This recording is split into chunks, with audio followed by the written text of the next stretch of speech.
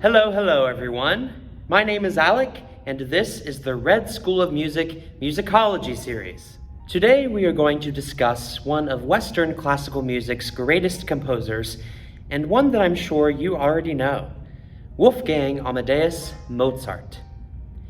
Can you think of a few things you already know about Mozart? Write them down on a piece of paper if you do, and check yourself at the end.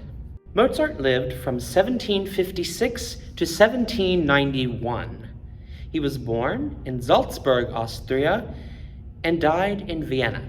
He was a child prodigy, and although that term today is used rather loosely, Mozart embodied every sense of the word.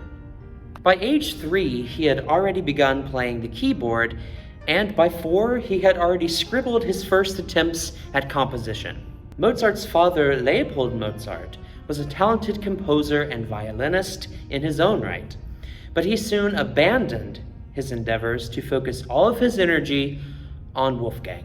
Mozart has been called the most universal composer in the history of Western music.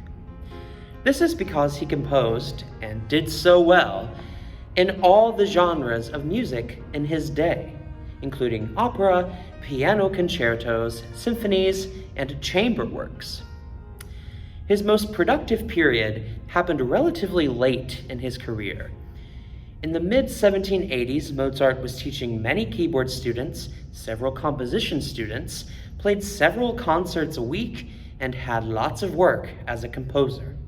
Within the span of a little over a year, between 1786 and 1787, Mozart had written 2 of the greatest operas ever written, The Marriage of Figaro and Don Giovanni.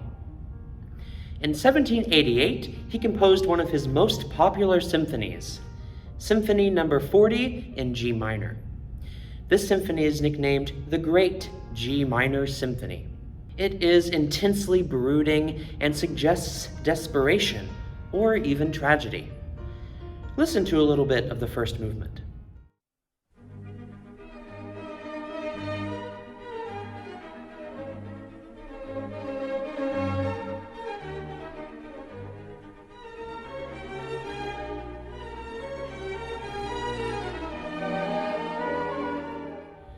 In the year of his death, 1791, his career was flourishing, which makes his death all the more tragic.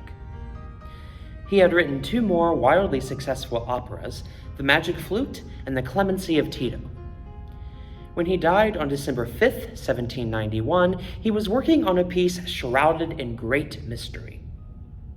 A mysterious stranger approached Mozart and paid him to compose a requiem mass. Mozart died before completing the work, but one of his brightest pupils finished it in his name, and the piece lives on today, suggesting that Mozart, even on his deathbed, had full command of his creative powers.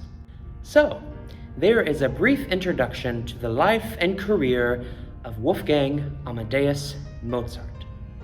But before you go, let's check what you learned. Pause the video after each question and see if you can answer it. What year was Mozart born?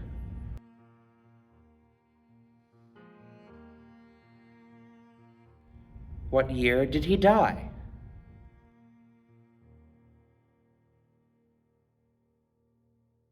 Can you name one work by Mozart?